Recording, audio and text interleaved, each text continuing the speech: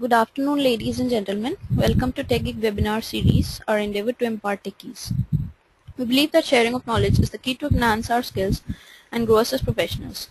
With this principle in mind, we have initiated a series of webinars conducted by industry experts to give you all a crisp insight of various domains. The topic of today's session is Cloud Computing for Education and Training Services. And this is the 13th session in the Cloud Computing series that we have going on TechGeek. Our guest speaker today is Mr. Sesha Sai, Vice President at C2C Consulting and Training. Mr. Sesha Sai has over 20 years of experience in the education, learning, training and development in India and other countries. He has successfully managed the education and learning solutions for large multinationals like Xerox, Oracle, Cisco, Microsoft, etc. He is extremely passionate about providing learning solutions for the financially backward and rural students, which can help them in gaining employment and lifelong learning. As part of the Asia Pacific teams of various MNCs, he has contributed to offering the latest technology to the students in most remote part of the country. Mr. Sesha Sai is widely traveled and is currently based in Bangalore. His hobbies include volunteering, reading, listening to classical music. So without further delay, I introduce you all to our guest speaker. Over to you, Mr. Sai. Thank you, Mohini.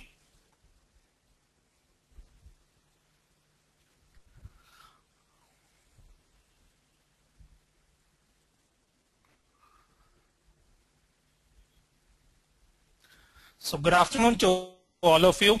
It's a great pleasure to have you all on a Monday afternoon. I appreciate your time and patience to join my webinar. We are going to have a wonderful session on the cloud computing. This is basically directed towards educational and academic institutions and training organizations who are planning to move to the cloud. Second, I see a lot of freshers who have joined the webinar. I welcome each one of them, and I'm sure it's going to be a great session basically to help choose a career in cloud computing.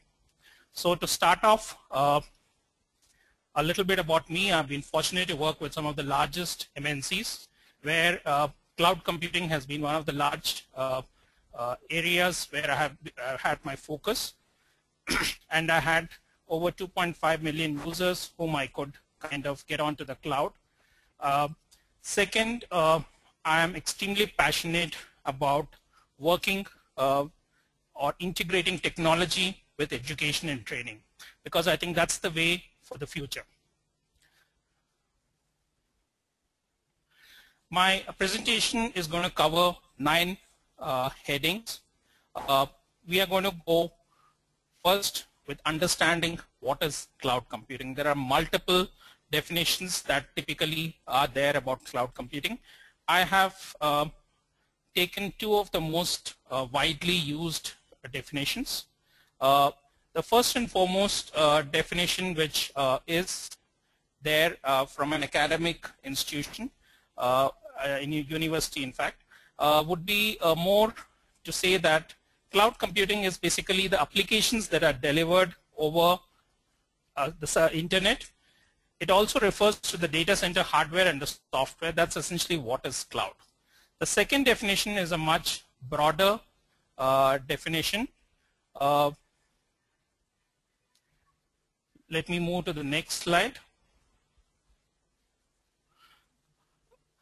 The second definition is basically a more broader definition which includes all aspects of cloud computing. So one would kind of look at the different aspects related to cloud computing, which is more of what all goes onto the cloud, which is primarily the cloud computing enters the remote services with the user's data, the software and the computation. So you have basically all the features and the systems that normally would be there on premise. What is it that takes it to the cloud? That's essentially what cloud computing is entirely all about. Going to the next slide.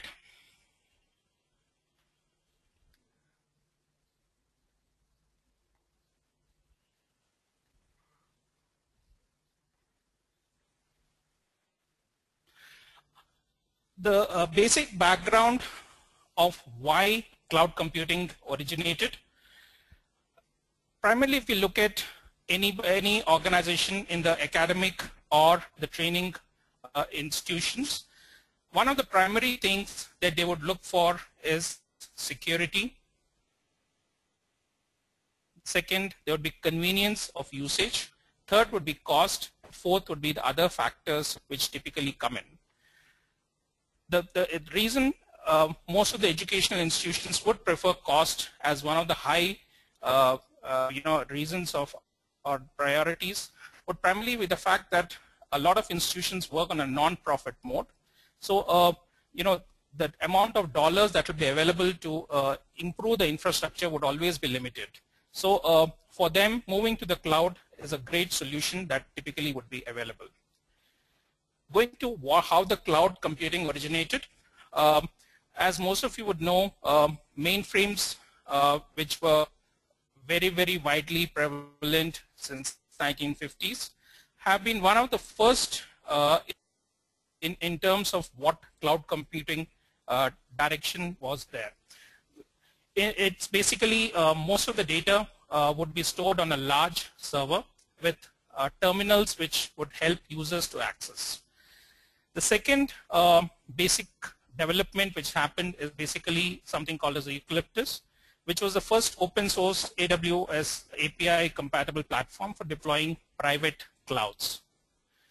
The third major development happened in 2008, which is basically as part of the Reservoir European Commission funded project, which was to provide hybrid clouds and deploying private clouds for the federation, which essentially was a project to enable moving of massive deployment of services, IT services, and management of the complex IT functions that will typically be there.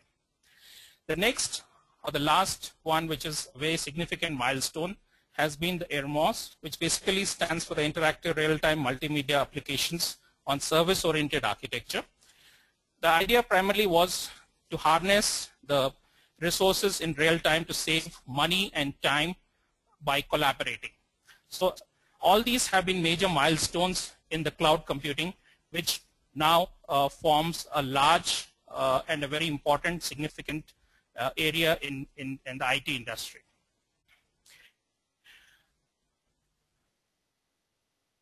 I would prefer to use this diagram to basically share what is cloud computing. If you see, there are to the left side, you have the clients, which is essentially what the user would be using to access the internet or the cloud. So you can have tablets, you can have desktops, you can have mobiles, and you can have PCs and thin clients. So that's one part, which is what is typically called the on-premise or the client side of the what we call cloud computing. In the middle, what you see is the internet, which is an essential part to connect the data server to the clients.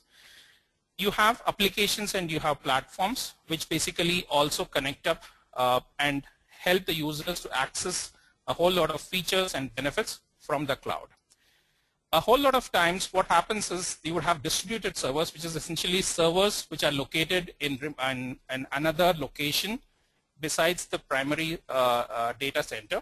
This is more in terms of backup and security. So that's essentially how the basic diagram of cloud computing looks like. Let's now examine what the basic challenges that organizations face in the education and training services. As per an IDC report 2011, one of the major factors has been the volume of data.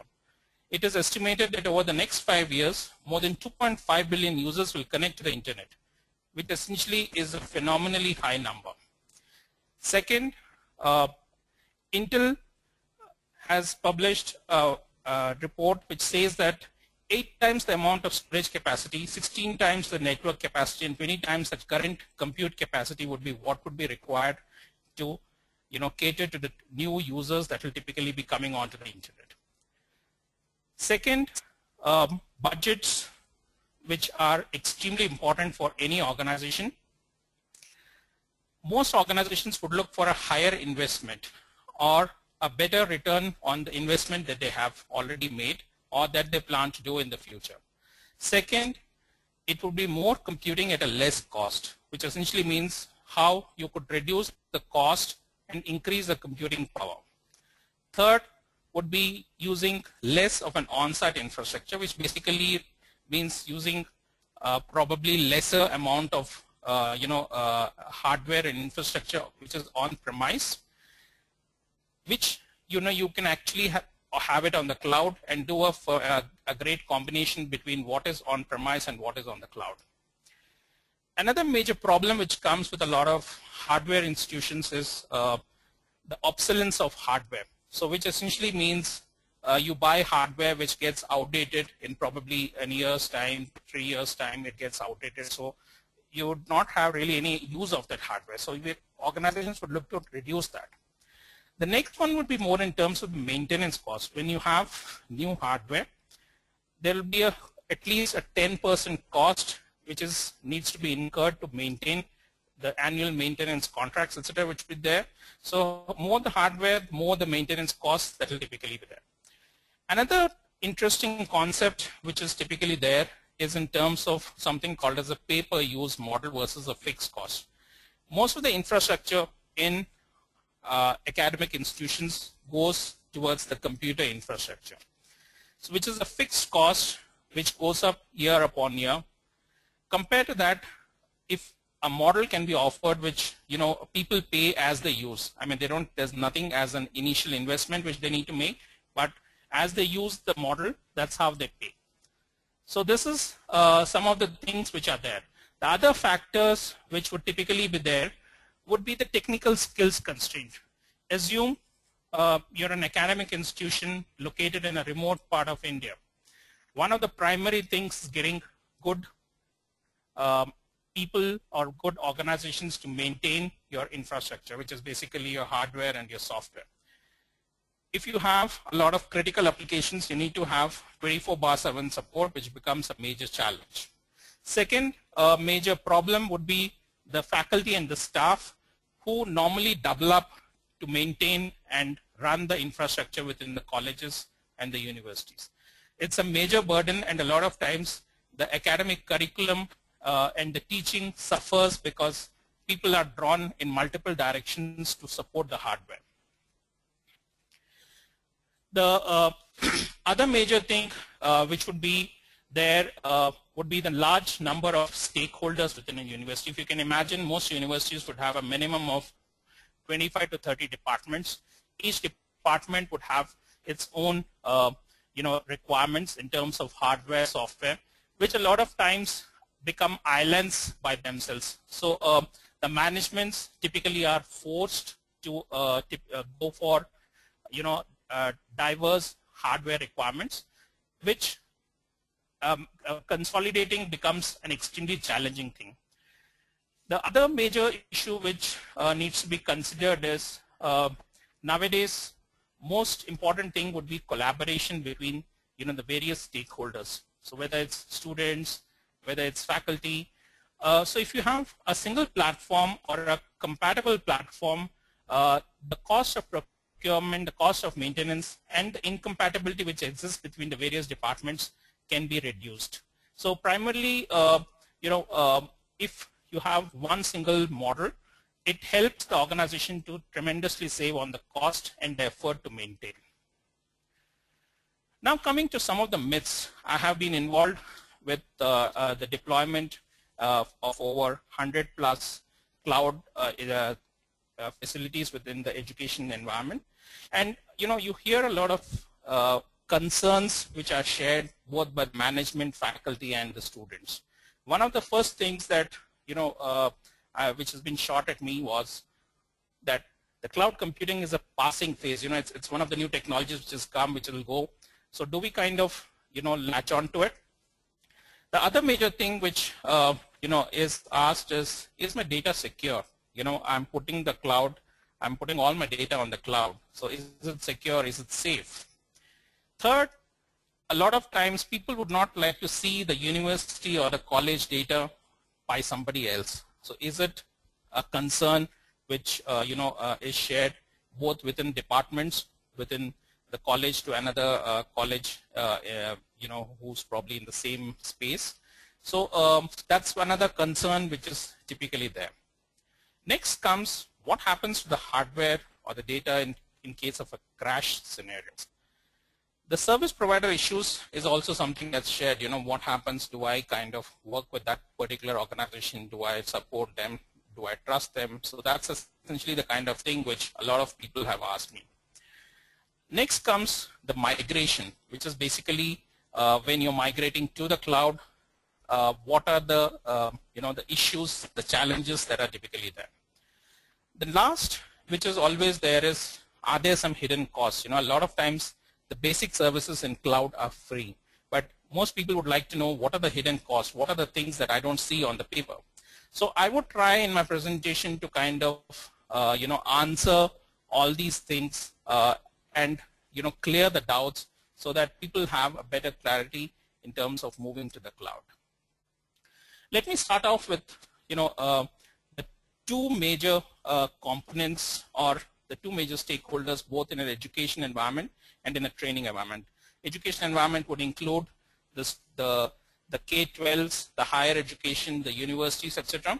The training services would include most of the organizations who have either a training department or the entire organization basically focuses on providing training.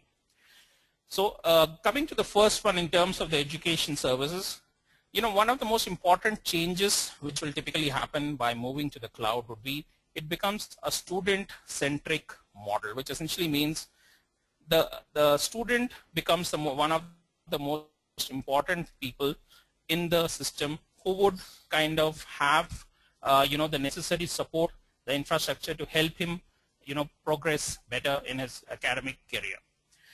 The second would be the communication and the collaboration tools. If all the different users who are typically part of the education services can be integrated, some way you can kind of talk to them, you can collaborate with them, it brings in a whole lot of benefits, especially if you look at the alumni who would have passed out. You can have a whole lot of support that can come from alumni. You can have communication with the parents, which makes it an extremely transparent process. A lot of people would appreciate that. And the most important thing would be the management speaking to the faculty, to the students, and vice versa. When you look at a training services organization, one of the most important things that would be there is something called as a better return on investment. The second would be a faster execution of projects. Generally what happens is when you are launching a major project or a training project, one of the major things would be acquiring of hardware, software, and the related infrastructure, which can take a long time occasionally. So the most important thing would be to kind of cut down on this, go to the cloud, be able to immediately try out your project, and look for alternatives if required. The other important thing would be more of avoiding the duplication of efforts. If you can have your content which can be reused, recycled, you can basically put that up on the cloud, which can be used by multiple sets of people. And the most important thing would be the learning or learn at your own pace is something that can actually get included in this. Now coming to something that I'm sure all of you would have heard about, the service models in cloud computing. There are primarily three service models which typically exist in cloud computing, and in an educational or a training environment, these three probably form the core of the service models that are typically used in India. The first one is SaaS, which is basically software as a service. A whole lot of us would have typically already used it. It is a model in which an application is hosted as a service to customers who access it over the internet. Primary advantage or an example would be the email services that will typically be there, like Google, Hotmail, etc. So these are basically the applications are hosted and used over an internet. The second basically would be the PaaS, which is basically platform as a service. In a PaaS, primarily all resources required to build application services completely from the internet without having to download or install software.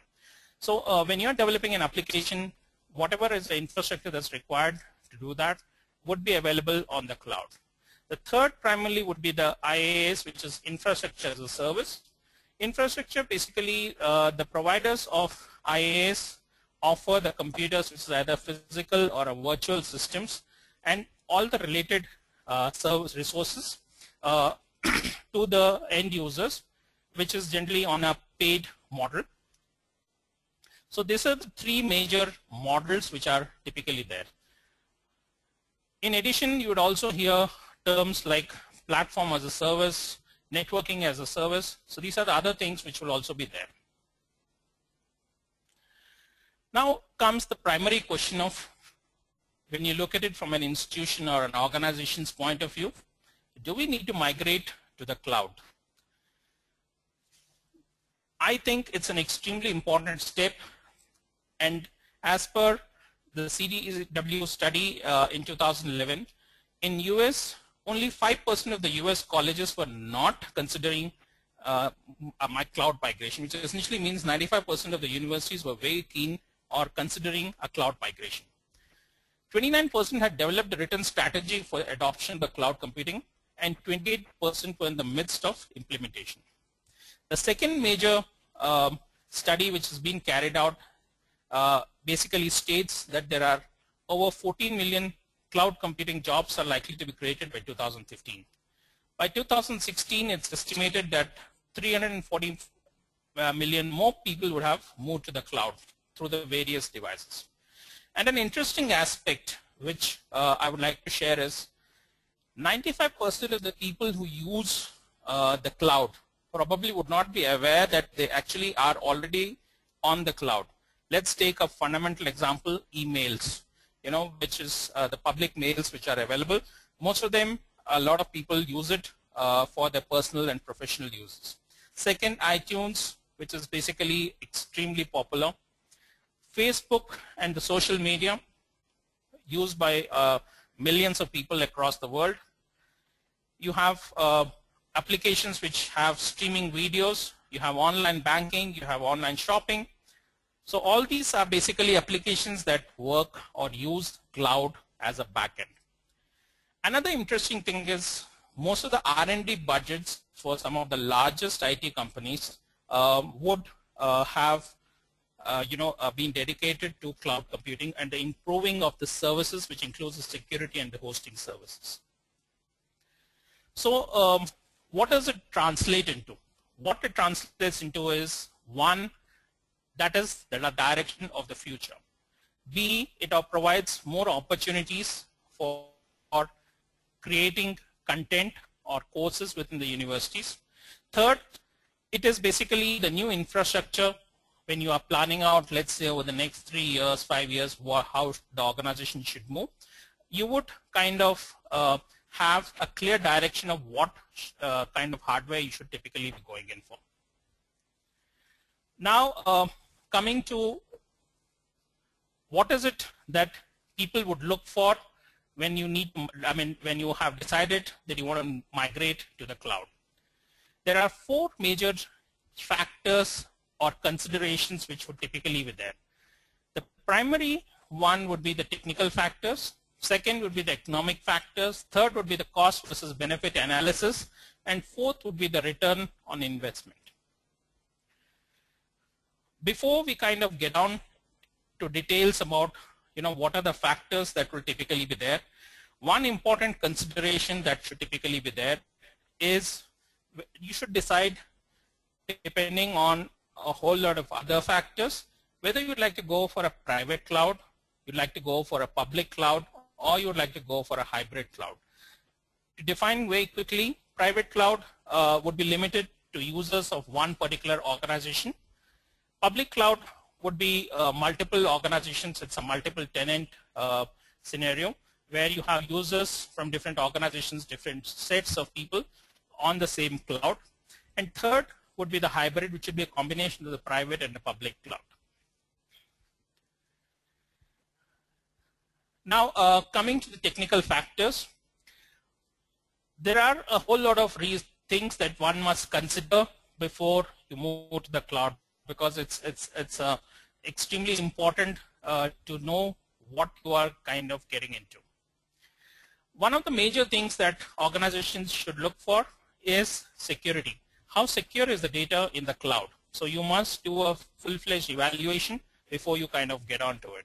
Storage is also similar. You must evaluate what is it that you get free, how much do you need to pay, what is the cost of the long term in terms of having your data there. The third major thing would be automation. This is an extremely important factor if you look at it from the IT teams in the different organizations. For them, one of the major challenges is you have some 3,000 systems.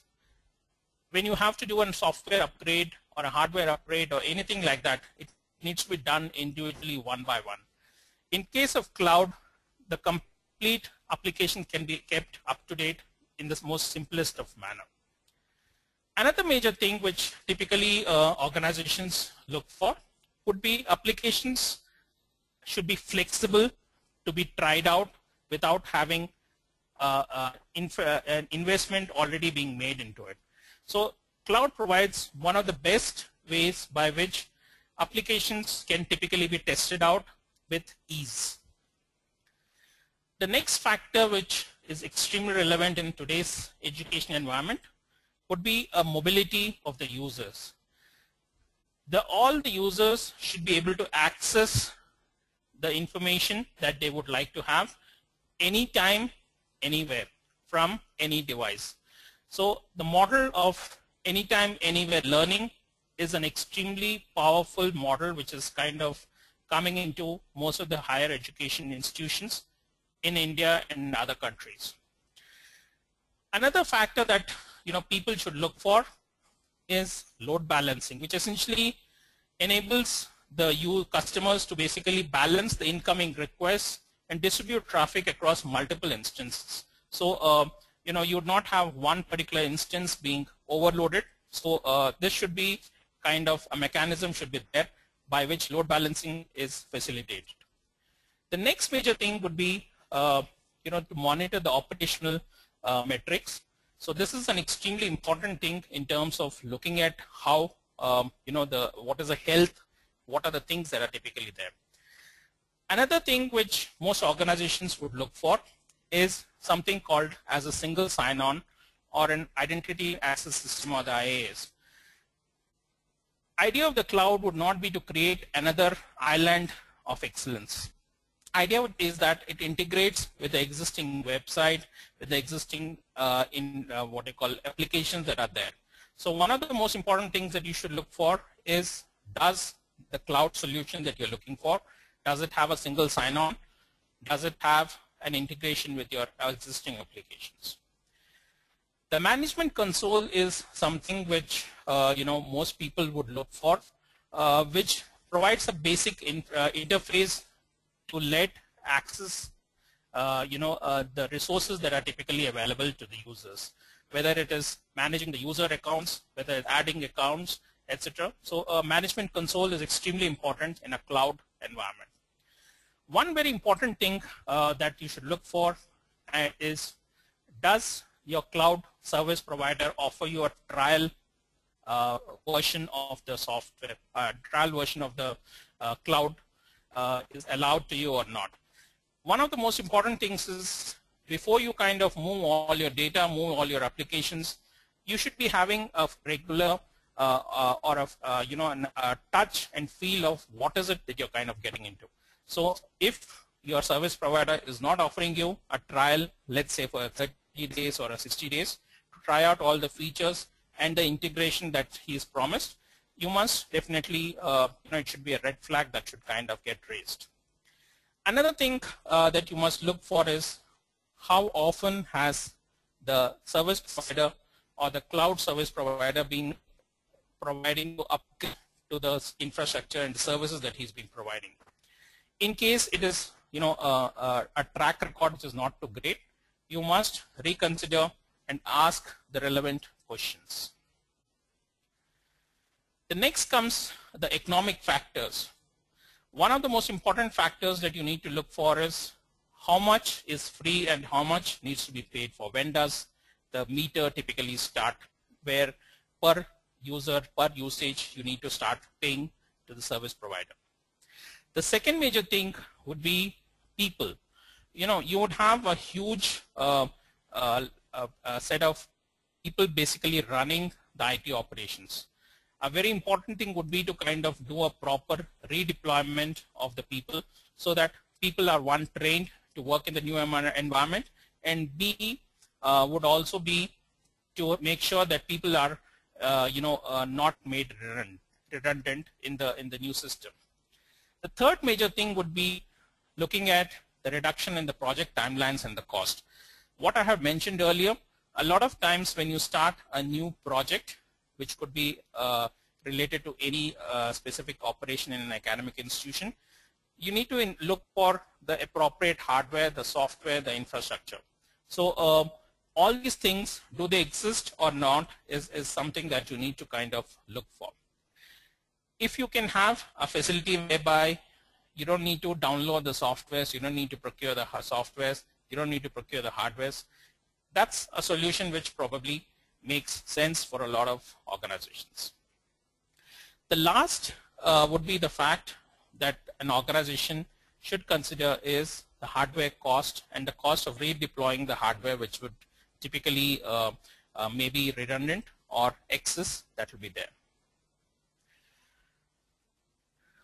Another thing that one would need to look for is what is the cost versus benefit analysis.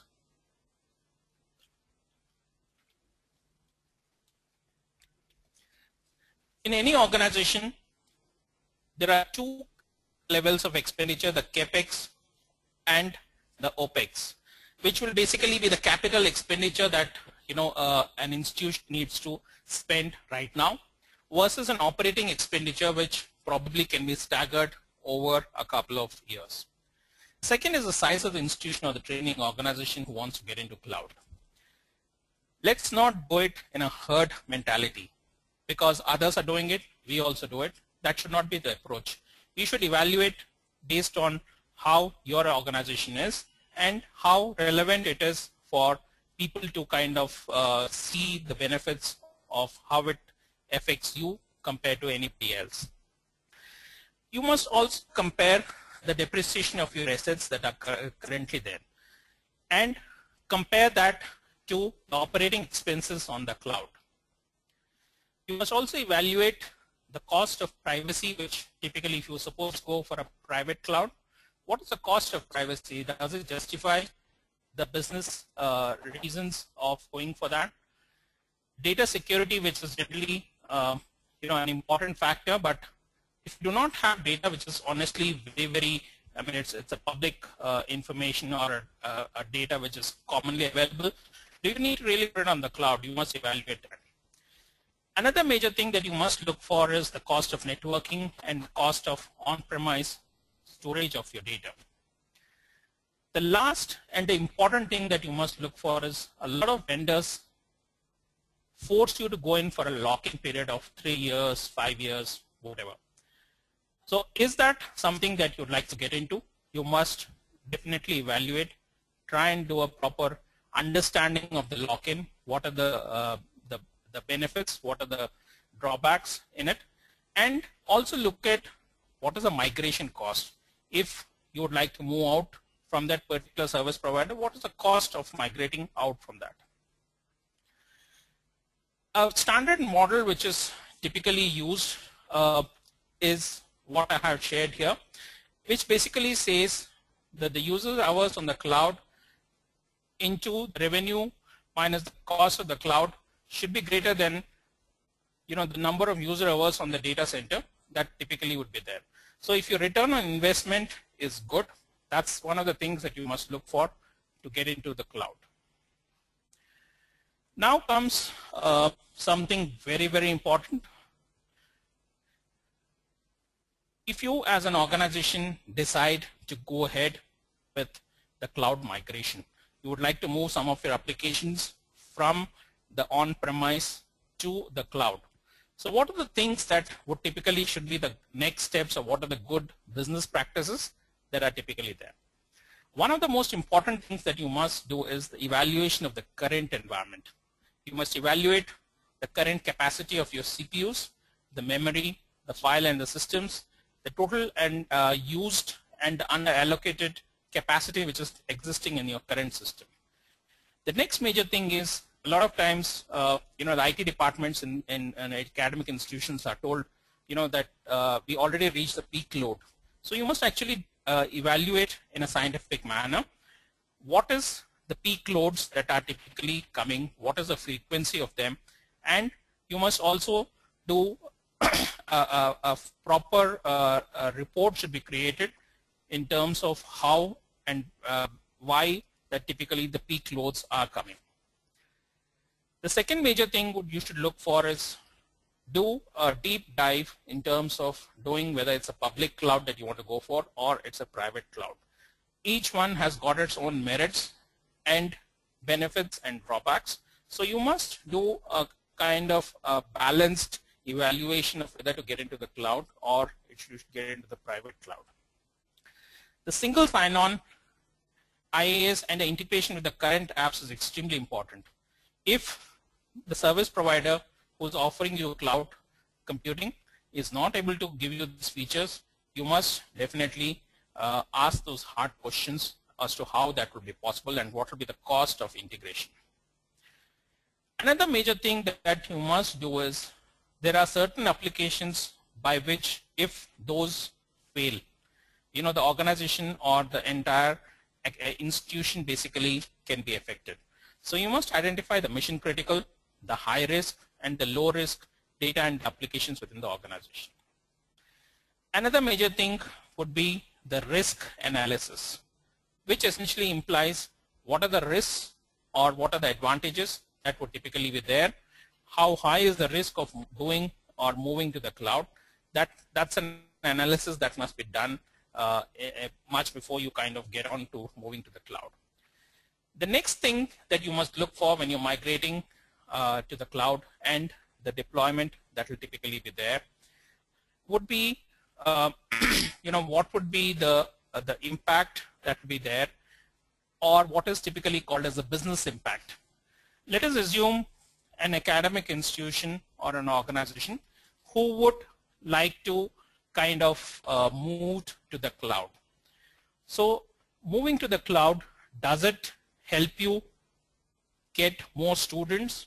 Does it help you to be more successful in the areas that you're currently in? Does it help you to get start some more programs? So these are the factors that you must look for.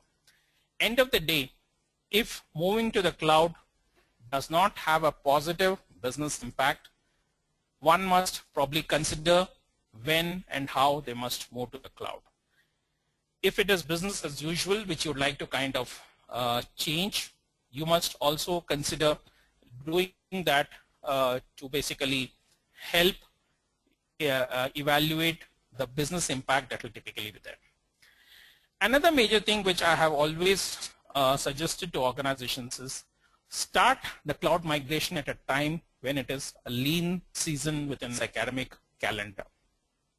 What I would mean is, you have all the students on the campus, you have all the faculty on the campus, a whole lot of classes are going on. That's definitely not the best time to start experimenting.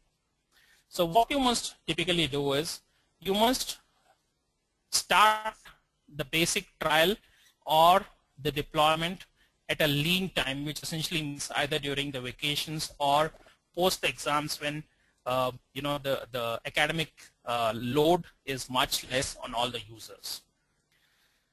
B would be the fact that you must typically start at a time when the relevant users are available to try and test out the applications. So don't do it at a time when nobody's available. You start it off, the trial version for 30 days finishes, and there's honestly been not been able to evaluate the cloud computing software. So it's probably not a good way to go about things.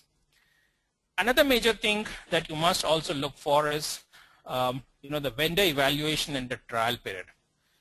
Always ask for a trial period to test out all the features that have been promised to you before you kind of sign on the dotted line. One of the major things that you must look for is, do they own the data center? What is the location of the data center? The second major thing that you must look for is the integrity issues that are involved in terms of the organization and the services that they provide.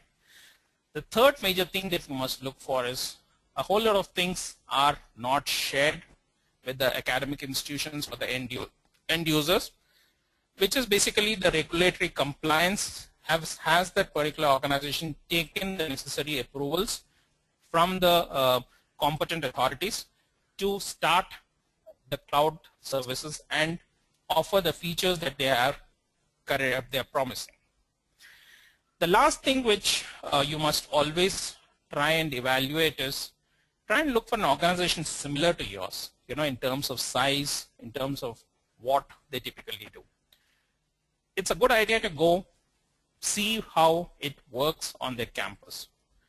A lot of universities would be quite happy to share, the fact of and when they have gone on cloud, what has been the benefits, what has been the learning. So these are things that one would kind of say would be a good practice to start with. Now, once we have basically done all this, there is a tick or there is a consensus within the organization basically to do this. That's the stage where you must consider what is the product, how does it work, and look for the migration. You must draw out the migration strategy, and the deployment strategy should be worked out. So that's essentially the stage where you must kind of look for and take the necessary steps after that. Now,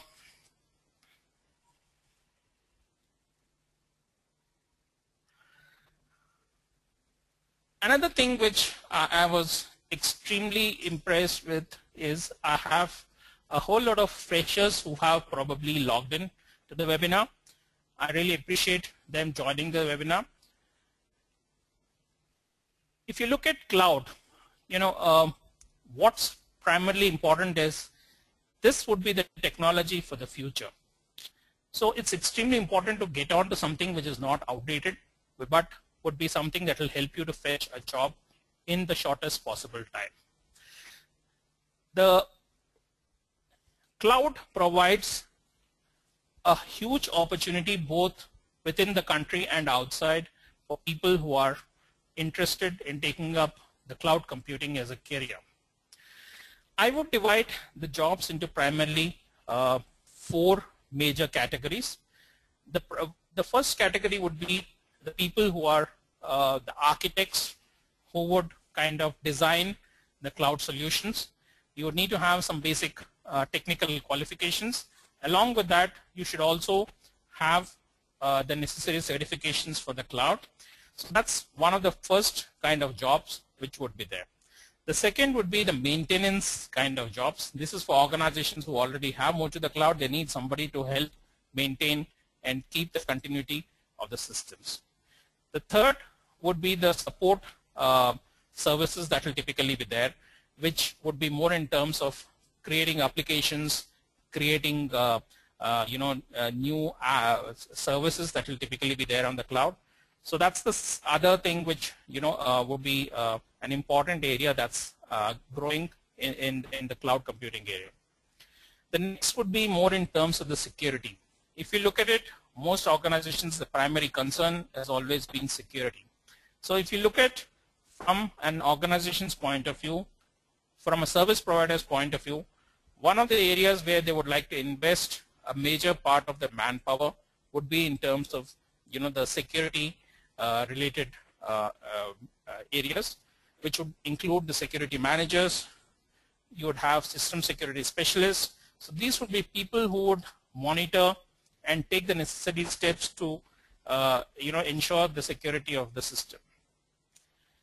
The last thing which I would like to share along with this is there are a whole lot of online and instructor-led courses that are available. So my request to most of the freshers who are on the webinar would be, go ahead, evaluate based on your background, what is it that's appropriate for you, what is it that you would like to take up as your career.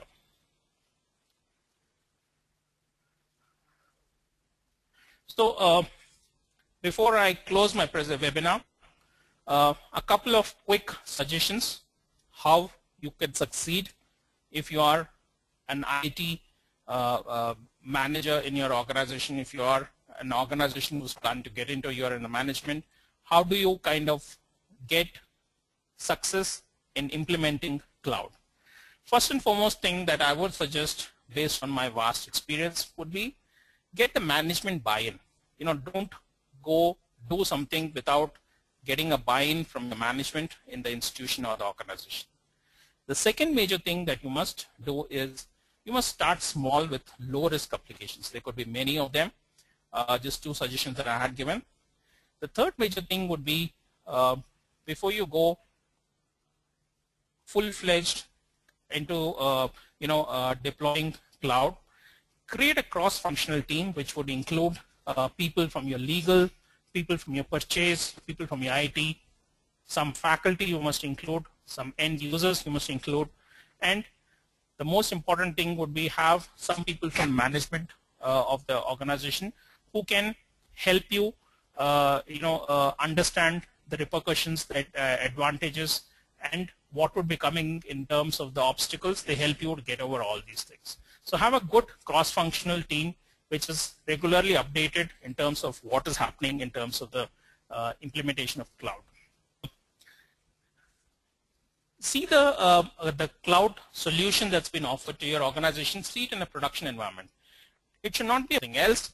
So that should be a situation which should be best avoided. Another important thing which I have seen within organizations is if you plan to buy a truck, go buy a truck. But if you plan to buy a car and instead of that somebody forces you to buy a truck, I don't think that's one of the best ways of selling. So always buy what is it that you want. Plan for the next 3 years what you need. Take suggestions from other people and go and buy that. Another important thing would be that you need to look at long term, not as a short quick fix solution. So you must look for how that particular organization or the service provider would like to collaborate with you in terms of having a long-term partnership.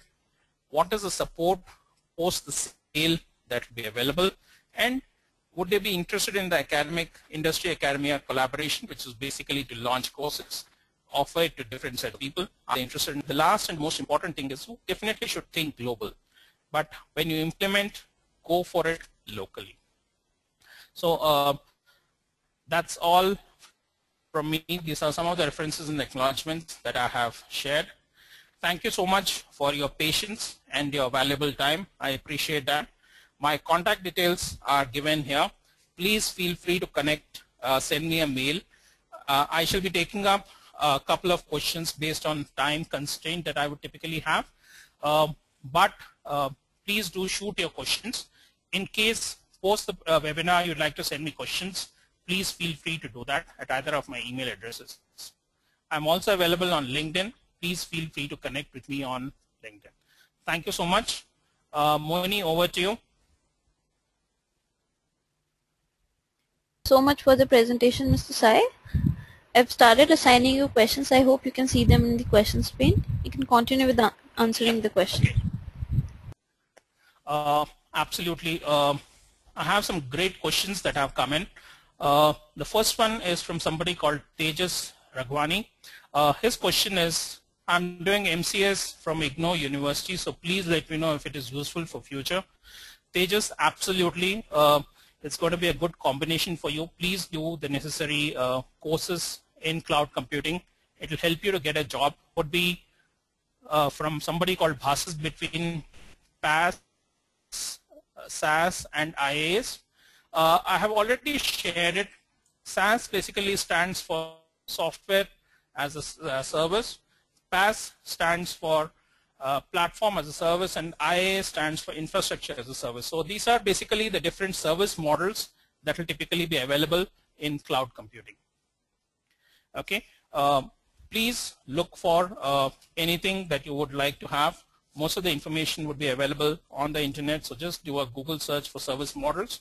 So that's essentially how it would work. Okay, the next question comes from Mr. Dinesh Kopani. Let me understand the question. Are there any cloud-based lab solutions where my customers can be offered a few virtual machines such that they do some practical exercises? Yes, Dinesh, there are a whole lot of organizations which would do that. You definitely would need to look for whether it's available on a public space. So I'm not sure about the background of this question, but yes, you can definitely have virtual machines available where you can actually practice out the solutions that you would like to offer to your customers. The next question is basically companies that are offering cloud services to particularly education institutions. This question comes from Mr. Neelakant Rao. Mr. Rao, I would not like to kind of take names of organizations here. I would like to be vendor neutral on this issue. But yes, there are a whole lot of organizations who offer cloud services. So in your particular area, who are the vendors who are typically offering it? You must look for them. Primary thing that you must look for is does the particular service provider or the company, do they have an what you call office or some sort of a presence in your locality? So that's one primary thing that you must do. And just look for what is it that others typically are, what are the clients that they typically are working with. So these are the two things that you must kind of look for. It's a great question. I can take it up offline with you if you wish. So please write to me. I would be quite happy to help you with it. Okay, the next question comes from Mr. Mohit Sakarkar. His question is, what are the basic qualifications or professional can join the training? Okay, if I understand right, Ms. Mohit's question is, what is the basic qualification to get into cloud? First and foremost thing that I would say is it helps if you have some sort of a technical qualification, whether it's a degree or a diploma. It definitely helps you to get a job faster. In addition, if you have any of the industry certifications, that will be extremely useful. You can actually do this, do the cloud computing either post your graduation or after you have done some sort of a technical certification. That's the basic thing that will be required for most organizations to take in people into the cloud, because cloud is an extremely important part of most organizations. So they would prefer people who have the right qualifications and the right experience to typically manage the cloud applications. Okay, the next question comes from Mr. Prashant Kumar. Can you please suggest me how I should get into SCCM cloud? I am not sure if I will be able to answer it in the next 2-3 minutes. Prashant, I would suggest that if you could write back to me, I'd be quite happy to help you understand more of the migration story or what is the strategy that you must typically have. Then the next question again is from Mr. Dinesh Kopani. I appreciate that, Mr. Dinesh. The question says, are there cloud-based online tools for content development, tools to create demos, WPT? So my understanding of the question is, yes, there are a whole lot of tools available. both for based on the learning management systems and content development, which follow different models that are typically there. So yes, they are available. There are certain softwares or certain tools that are available, used irrespective of the platform and the OS that you would typically be working with. The next question comes from Mr. Sushil Agarwal. He's left, which is again a repeat of the previous question in terms of the organizations offering cloud services. Okay. Then the next question is from Mr. Dinesh Kopani again. He says, as an instructor myself, I experience good and flexible results when training customers on local test kits. Do you think the cloud can offer any more benefits or flexibility? Yes, absolutely. When you look at cloud, the factor is really high. And another major thing that will be there is it can be done, from any location where you have an internet access. So it is not the location constraint is typically would be the fact that this would not be something which would be having hardware or software restrictions. So that's something that you must look for. But I would say it's a fairly generalized statement. You must evaluate in specific is for you how it works. The next question is from Mr. Ranjit Kumar.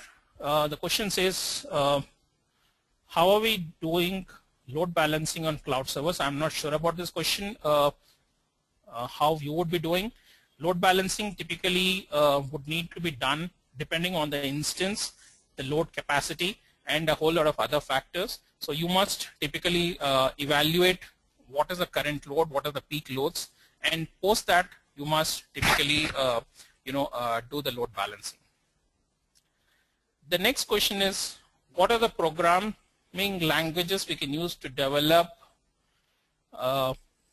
cloud applications? This comes from what you call somebody called Mr. Anant. Anant, there are a whole lot of programs that are typically there. The most popular amongst them would be the Java, the C, the Python. Then you have C++, the shell script, Lex, Yak. So a whole lot of programming languages are available through which you can do. Primarily, the most of the softwares for cloud are generally written in Java and C. So a knowledge of them would be extremely useful. The last two questions which I would take up, I have already answered.